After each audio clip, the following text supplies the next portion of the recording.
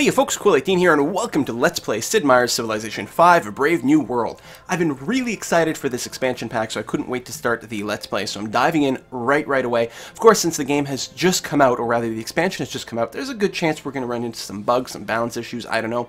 That'll probably get fixed in the patch really soon, so it's possible that over the course of the Let's Play, some of the experience is going to be changing a little bit as the patches come out, but hopefully this won't break any of our saves this time. So anyway, we're going to get started right away on a single-player campaign, and we're going to set up a game. Now, I've been very intrigued by the Venetian civilization this time around with their really bizarre mechanic that they're basically almost playing like a one-city challenge. They can't build settlers, and they can't annex cities.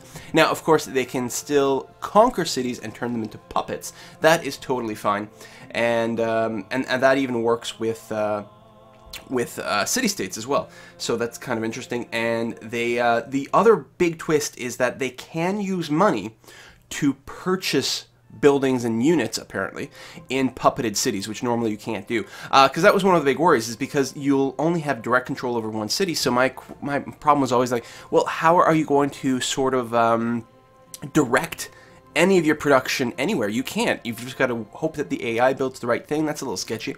What if you want to go for a cultural victory and the AI doesn't end up building enough cultural buildings, for example?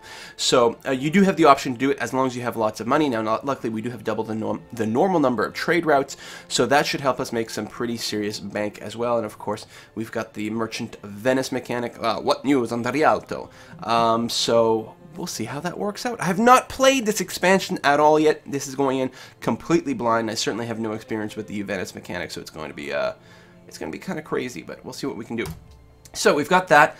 The map script. Let's go into the advanced setup actually and take a look at what extra map scripts might be available. We're just going to scroll down here so people can sort of glance at the list. I actually quite like, in Civ 5, I quite like playing on Pangaea, because I find that otherwise, sometimes you can get really weird balance issues. I find that Pangaea is the most sort of balanced and properly playing in Civ 5, but it's not always terribly exciting.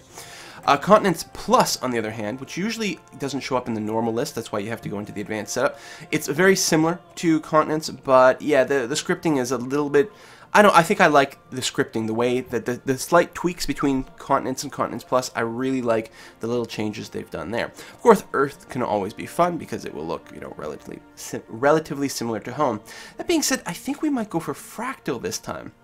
Thin, snaky continents, a lot of coastal lines. I think it might end up feeling quite Venetian to be very coastal. We'll build up a nice navy, and I think this will be good without being quite as crazy as going Archipelago.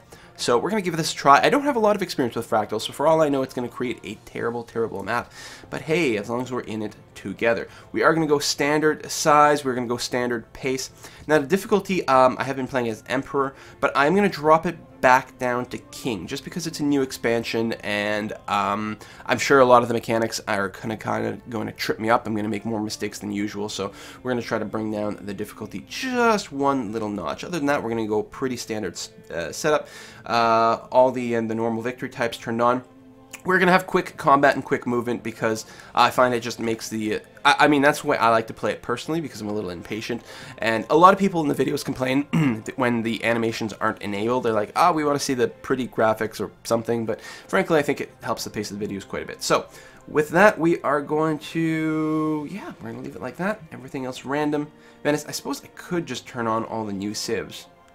That might be interesting. Maybe I'll grab a couple here and there. Well, we'll turn on Morocco. Syria's new, I think. Watch this. I'm going to be like, Napoleon. He's totally brand new. Let's totally go with him. I'll go Casimir of Poland. And, you know, maybe we'll leave the rest kind of random. One more, maybe. Oh, you know what? We're going to throw Hale? I don't know, we're going to throw Ethiopia in, and we'll leave the rest random just so that we can actually get started. And we will hit start, and of course we've got to wait a few minutes for everything to be regenerated. So, we do get to read the history of Enrico Dandalo. So, actually, you can go ahead and pause and read that if you'd like. Venice is a really interesting situation. So, Venice is not a kingdom. It's not a typical nation. It was known as the most... That was a really fast load time. What the hell? Alright, well, let's go here. Venice was known as the most serene republic, and it was ruled by a doge, who was elected, basically. I mean, he ruled for life, as far as I know. But, you know, when he died, there was sort of kind of an election from some of the great patrician families to choose who would lead next. So it functioned very differently from most other things, and it had a very complex history, you know, whether it was with the Byzantine Empire, or sort of kind of aligned to the Byzantine Empire, or in fact quite opposed to it. The Republic of Venice lasted for like 1,000 years, which is really incredible to think of. And, I mean, it was basically a combination. They were like marshy, sort of lagoony communities, you know, on the coast like this, but it was all, well, swampy and muddy and not a whole lot. People, you know, building houses on stilts, basically, and people kind of banding together for protection against some of the barbarians that were nearby, and eventually building out further and further into the sea. And that's why you have, you know, the city of Venice with all the canals, is because there wasn't land there. They sort of just built up out of the, you know, the bottom of the sea floor almost, and built up out of there. You know, I'm sort of generalizing, but you know, that's the sort of thing they were doing, and they were expanding out that way, so they wouldn't have to worry about barbarians, and it would be easier to defend because there wasn't as many angles of attack. And then they did take over some territory, you know, sort of as these kind of puppet states, for example. And they did some pretty badass things. Like there's, like, I think it was the Fourth Crusade. The Crusaders came and they needed ships, so they went to Venice and they were like, all right, well, we've got ships, you got to pay us. And they're like, we don't have a whole lot of money. No? All right, go sack Constantinople for us, because Constantinople ticked us off. And so they did. So, you know, the Christian Crusaders sacked the Christian cities. I mean, it was an Orthodox city instead of a Catholic city, but which I guess made it okay. Anyway, let us get started. Now, we've got a lot of resources right adjacent to our city, which is pretty good. Now, one of the things you want to look for a really good start, and this definitely fits into that category, are tiles that produce 3 resources of food or production right off the bat. So, for example, the clams is actually quite poor right off the bat because it's just the one food. These 2 tiles are a little bit better because it's 1 food, 1 hammer.